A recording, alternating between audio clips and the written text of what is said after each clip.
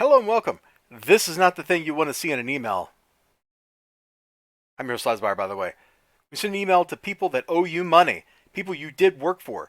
We're working on getting this paid as soon as possible. Oh boy. Alright, so here's the skinny. And fortunately, I waited until after the holidays, which means I get to report good news. So here's the deal. Studio Nice, you've probably seen like some of his comics floating around on Twitter. He's also worked on this book here, which, it reminds me of like Bubblegum Crisis or something. I kind of like it. It's kind of exciting looking. Very classic, very retro manga anime kind of look. Definitely cool stuff. But here we go. He did work for Z2 Comics. You see I got a tab open here. We'll take a look at that in a minute. And they didn't pay him money. They're closed from December 20th through January 3rd. Please excuse any delay. Oh boy. Z2 Comics reply a week before and then this week when I tried to ask him for updates regarding payments for invoices sent back in September. You can see the date of this tweet is December 21st. Well, the great news here is that waiting a few days before talking about this means I can tell you Nice got his money. So that's great. I'm not sure which currency this is, but he got some cash. They paid him. It's all good stuff. But that leaves the question. Who is Z2 Comics? Is this some little tiny fly-by-night publisher? Is this somebody that's down there scrapping, selling like $2 books, or they're selling like print runs like 50 or something, and that's why they had no money? Like, are they someone who is struggling? Some little publisher, some tiny, like, single person trying to print books. Is that what's going on? Nope. Z2 Comics has big names associated with them. They apparently handle publishing graphic novels and comic material and art material in association with music. Or musicians, I should say. Let's go back to their homepage here. So you can see they're doing all this stuff. Really? This is like just terrible. Can I come over here? Here we go.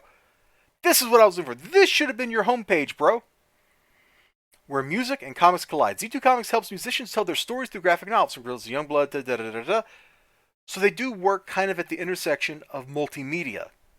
You have graphical media, you have audio media, and they sit in the middle. I was taking a look at this Judas Priest thing here, and it's a graphic novel that comes with a ton of high-end accessories. You get a nice slipcase, you get an album, you get prints, coasters, whatever this thing is. Like, is that just like to look cool and it's not actually a product? Or are they sending you like a little like metal statuette? I don't know. But there's a ton of stuff here. Now you can look at this and be like, oh, that's kind of cool. And then you look at the price and you go, oh, yeah, this is not cheap stuff. This is high-end swag they're selling. This is like some high-level stuff. Gorilla's art book, this Judas Priest graphic novel. Is this just a poster? Oh, that's the album plus stuff. Look at this. Like, there's an art book or whatever that goes along with this. That's incredible. That's totally cool. They're selling high-end collector stuff. But they can't pay their artist on time. I sure hope that the musicians involved in these projects are getting their money up front, because otherwise I have a feeling they won't be getting paid on time. Like, this kind of behavior here makes me wonder, like, who's getting paid for all this expensive stuff over here? You know what I'm saying? So there's no reason, there's no excuse for them being late to pay. If you hire an artist and the artist turns in work, pay the artist. Just pay them. Your life will be better. Their life will be better. There'll be less uncertainty in the world. Your contractual obligations will be met. And you will develop a good reputation. And people will want to do business with you. As opposed to right now, seeing this, makes me leery about buying their products. Because I got a friend, and he would probably really love that Judas Priest thing. It looks pretty cool. I myself, the RZA thing with Bobby Digital looks like something I would be totally into.